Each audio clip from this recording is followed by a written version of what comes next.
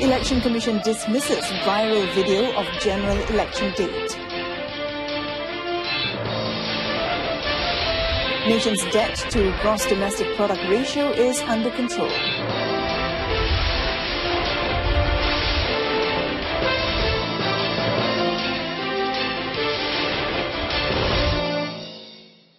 Hello and good evening. I'm Mohana Priya. Welcome to News on 2. The Election Commission, EC, has denied that the 14th general election will be held on October 13, following a video that has been circulating on social media. EC Chairman Datuk Sri Muhammad Hashim Abdullah, in a statement, said the date October 13 was only used in a briefing and training session for Kelantan EC staff on July 31st to prepare them for the GE14. EC regrets the action of irresponsible individuals who had spread the video of the training session, which has caused confusion among the people. The EC reminded the people that allegations that the GE14 is imminent is not true, and also reminded them to not blindly believe in rumours circulating on social media. Prime Minister Datuk Sri Najib Tun Razak today said the nation's debt to gross domestic product GDP ratio is under control, as it currently stands at 52.5% from the previous 54%. Responding to a question by Datuk Sri Dr. Wan Aziza Wan Ismail, PKR Pematang Pau, during a question and answer session in Parliament today, Datuk Sri Najib said the country's fiscal deficit is estimated to reduce from 6.7 to 3% by the end of the year. Hutang negara dalam lingkungan terkawal malah telah dapat dikurangkan daripada 54% KDNK pada 52.5% dan fiskal negara, defisit kita, kerajaan, telah dapat kita kurangkan daripada 6.7% kepada insyaAllah 3% pada akhir negatif pada akhir tahun ini, dan kita sedang menjurus kepada belanjawan berimbang.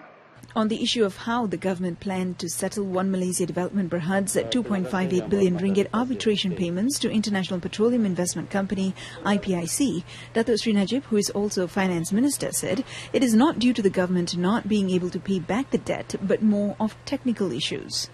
Soal 1MDB telah pun dikeluarkan kenyataan, maka itu soal teknikal saja, Tuan dan Ketua, bukan soal tak mampu bayar balik. Jadi dijangka tidak akan menjejaskan soal keyakinan kepada ekonomi negara kita. The $603 million or approximately 2.58 billion ringgit payments 1MDB owes IPIC is part of the debt realization plan. In a statement to the media yesterday, 1MDB said all payments due from 1MDB to IPIC will be made from the proceeds of the 1MDB rationalization plan.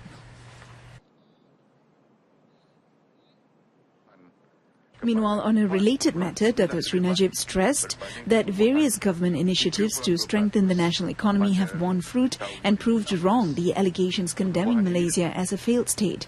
In his response to Jasin's Member of Parliament, Datuk Sri Ahmad Hamzah, who asked about the probability of Malaysia achieving high income status by 2020, the Prime Minister said the proof is that the gross domestic product recorded a growth of 5.6% for the first quarter of 2017. Terbukti apabila KDNK mencatat pertumbuhan sebanyak 5.6% bagi suku pertama 2017. Prestasi KDNK ini disokong terutamanya oleh perbelanjaan sektor swasta. Datuk Sri Najib added the IMF recently revised the country's economic growth forecast for 2017 from 4.5 to 4.8%, while the World Bank forecast the GDP growth to be 4.9% compared to its original forecast of 4.3%. The Malaysian Anti-Corruption Commission MACC today seized several boxes believed to contain documents pertaining to the purchase of a hotel in London, United Kingdom, and Kuching, Sarawak by the Felda Investment Corporation, FIC. 4 MACC officers were seen at Felda office in Jalan Gurney, Kuala Lumpur, about 10:17 a.m. Members of the media who were informed about the matter gathered at the entrance of the building as early as 9 a.m. to get the latest development on the issue. MACC Chief Commissioner Datuk Zulkifli Ahmad on Friday ordered an investigation paper to be opened into the purchase of a hotel in Kuching, which was suspected to have been bought at a fee that was much higher than market price. To date, 5 individuals have been detained to facilitate the investigation in connection to the purchase of the hotels in 2014.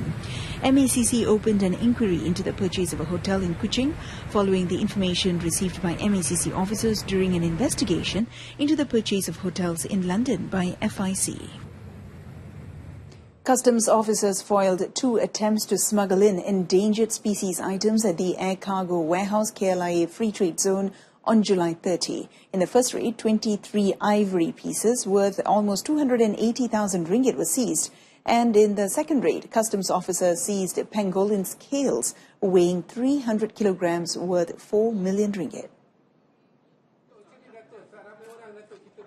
According to Customs Assistant Director General of Enforcement, Datuk Muhammad Pudziman, they intercepted 2 boxes containing ivory pieces at around 1:30 p.m. on July 30. They were flown in via Etihad Airways from Lagos and transited in Abu Dhabi before landing in KLIA. On the same day at 8:30 p.m., Customs discovered 6 packages filled with pangolin scales labelled as fish maw. They were smuggled into the country via Ethiopian Airlines from Congo. Bila kita tengok dagangan ni daripada negara yang berisiko, sebab kita telah beberapa kali memperoleh kes di bawah CITES ni, apabila kita semak alamat yang ada pada kotak itu, bungkusan itu, alamat syarikat itu tidak wujud. Dengan sebab demikian, kita mengesyaki bahawa dagangan ini adalah dagangan yang membawa larangan lah. The case is being investigated under Section 1351A of the Customs Act 1967 for importing prohibited goods. Upon conviction, it carries a minimum fine of 10 times or maximum fine of 20 times the value of the smuggled goods, a jail sentence of up to 3 years or both. The attitude of Malaysians who often ignore the aspect of cleanliness are among the causes of the spread of infectious diseases. Health Minister Datuk Sri Dr. S. Subramaniam hopes this kind of attitude can be reversed to ensure these diseases can be effectively controlled. However, he said that does not mean the government can take a more hands-off approach in terms of controlling the spread. Selain daripada rakyat, agensi-agensi tertentu, contohnya pengurusan sistem pepejal, pengurusan tapak-tapak tanah yang terbiar, pengurusan tapak-tapak pembinaan oleh pemaju-paju pembinaan. Aside from that, Datuk Sri Dr. Subramaniam said illegal immigrants who had not gone through health screenings also contributed to the spread of diseases such as tuberculosis and malaria. Now, Malaysia is ready to send firefighters to Indonesia to help put out forest fires in the Republic to ensure that the haze issue will be curbed before the 29th Kuala Lumpur SEA Games KL 2017. Natural Resources and Environment Minister Datuk Sri Wan Junaidi Tuanku Jaafar said the government is seriously concerned about the problem and is poised to provide assistance at any time. Datuk Sri Wan Junaidi said despite the hot spots already detected in Aceh, there are currently no signs of the haze spreading to Malaysia. The Indonesian Peat Soil Recovery Agency has reportedly given its assurance that neighbours like Malaysia and Singapore would not be experiencing haze, as it has already taken steps to halt forest fires. The KL 2017 SEA Games will take place from August 19th to the 31st. The Home Ministry has banned 8 publications for containing elements were deemed to be detrimental to morality after they were found to be harmful to public order, besides containing elements that could confuse Muslims and harm their faith. Home Ministry Secretary General Datuk Sri Alwi Ibrahim said it is an offence under Section 7, Subsection 1 of the Printing Presses and Publications Act 1984. He added those convicted of the offence can be sentenced to a jail term of up to 3 years and a fine not exceeding 20,000 ringgit or both under Section 8 of Act 301.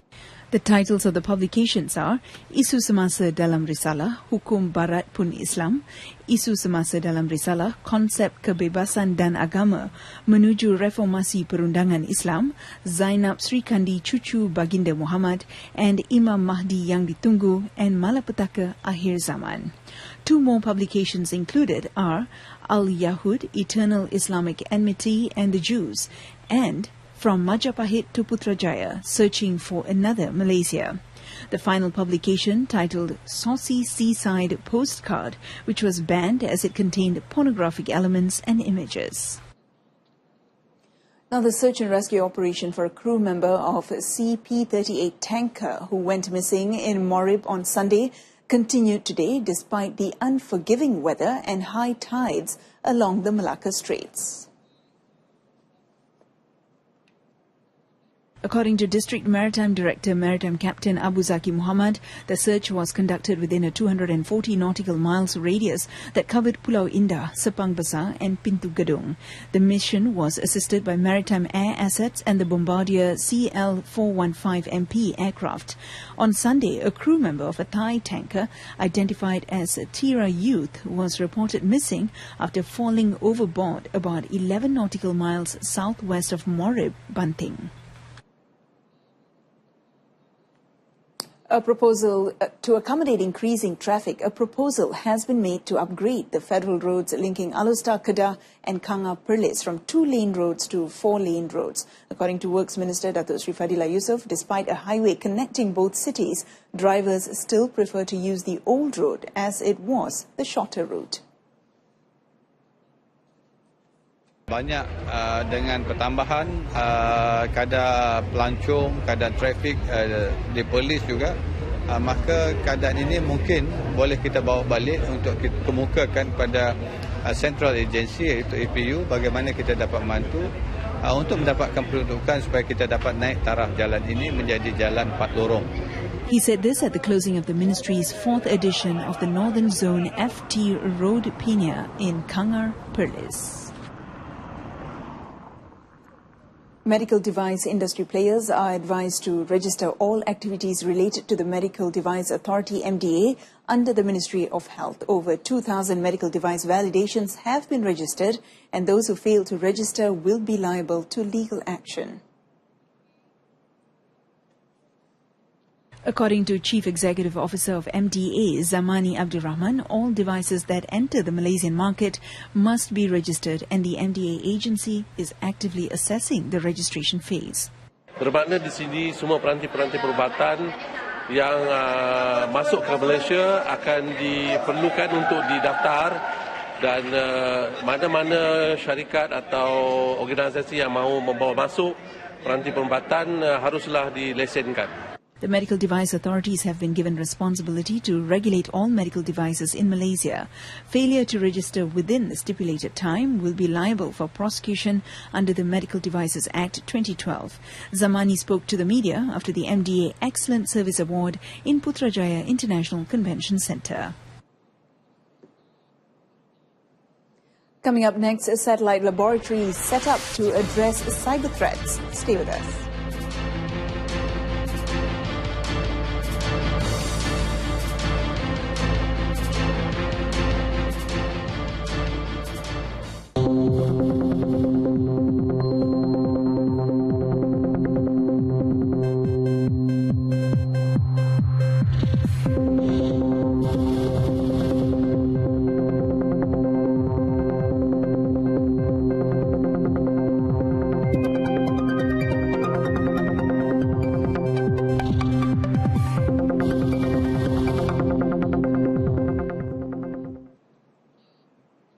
It's Wednesday again, so here's another fuel price announcement.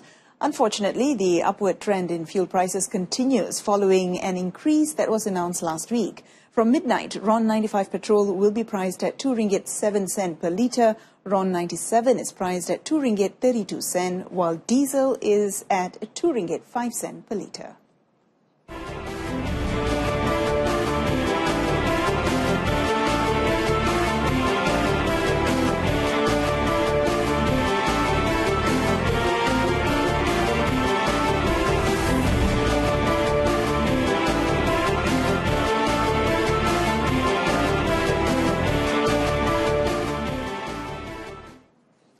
Deputy Prime Minister Datuk Sri Dr. Ahmad Zahid Hamidi chaired the 12th National Water Resources Council meeting in Parliament today. The discussion focused on the coordination aspects of governance to improve the efficiency of the management and development of water resources.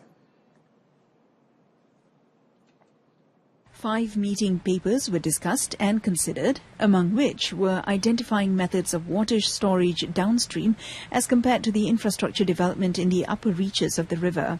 The assurance of lake water quality will be improved for all user sections through the implementation of the National Lake Water Quality Standard (NLWQS) and the use of lake database MyLake, which stores data while improving efficiency in Malaysia's lakes. Moreover, dam owners are to adopt dam safety management guidelines, MyDams, to create a systematic dam safety management of international standards. The role of state governments had also improved, including the need to ensure that watersheds remain protected from uncontrolled development activities that may affect the water resources. Datuk Sri Dr. Ahmad Zahid also informed that effective communication strategies should be implemented to ensure that people are aware of the actions taken by the government in managing the national water resources. University Technical Malaysia Melaka UTEM, together with Cybersecurity Malaysia, recently developed a satellite laboratory aimed at addressing cyber threats in the country. Deputy Science, Technology and Innovation Minister Datuk Dr. Abu Bakar Mohamed Dia said a malware threat removal automation system will be developed at the laboratory to look into the matter. Datuk Dr. Abu Bakar said an allocation of 7.4 million ringgit will be given by the flagship National Science, Technology and Innovations Policy Fund through the Ministry of Science, Technology and Innovation will be given to develop the system. He added the system will be able to collect information on welfare threats effectively and to stop it from spreading. Dia ni ada mengumpul data, mengumpul kemungkinan dan membuat ramalan. Yang pentingnya dia boleh buat ramalan serangan ini akan berlaku. Kita tak nak bila dah serang baru kita makmal ni dapat kesan. Kita nak sebelum benda ini berlaku dan kita boleh beritahu kepada pelanggan-pelanggan, kepada rakyat Malaysia kerana berhati-hati kerana serangan penjahat, peristiwa jahat ini akan datang dalam masa beberapa hari. The satellite laboratory is one of Cybersecurity Malaysia's project built to focus on research and to train specialists in addressing cyber threats in the country. It took only 1 week for Chemical Company of Malaysia Berhad CCM to have its halal certification renewed following its online application through the Halal Fast Lane introduced by the Islamic Development Department, JAKIM.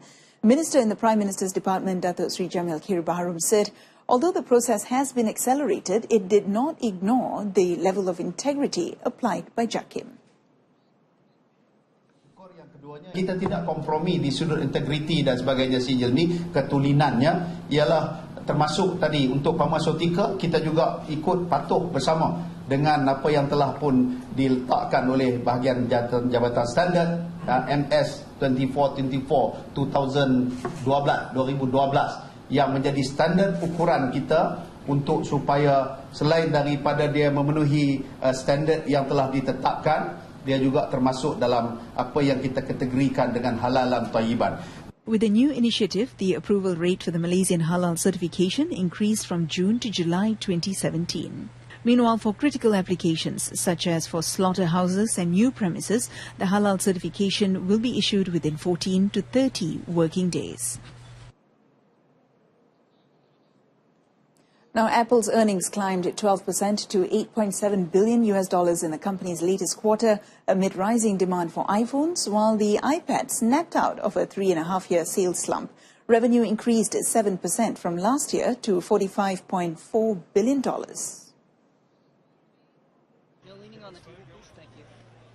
The fiscal third quarter results announced on Tuesday exceeded analyst projections for the period spanning April to July 1st. Just as importantly, Apple predicted revenue for its current quarter ending in September will range from $49 billion to $52 billion. That's better than Apple's performance last year when its popular line of iPhone 7 came out. The upbeat forecast is likely to ease concerns that production problems, which might delay the release of Apple's next generation iPhone, which typically comes out in late late September. Speculation was, were they going to be delayed because of supply chain issues? And it looks right now, given their guidance, that they are on track to do a launch as planned in September for the new iPhone 8. And so that always has a big boost in the end-of-year earnings for them, and that, again, portends a really strong Q4 for them, too. That model is expected to boast a higher quality screen and several other new features. Besides a bigger and better screen, the next iPhone is expected to include wireless charging and facial recognition technology to unlock the device based on software coding that Apple mistakenly leaked. And that concludes this evening's News on 2. In our top story today, nation's debt to gross domestic product ratio is under control. Join us again at 12:30 tomorrow afternoon for more updates. I'm Mohana Priya. Good night and thank you.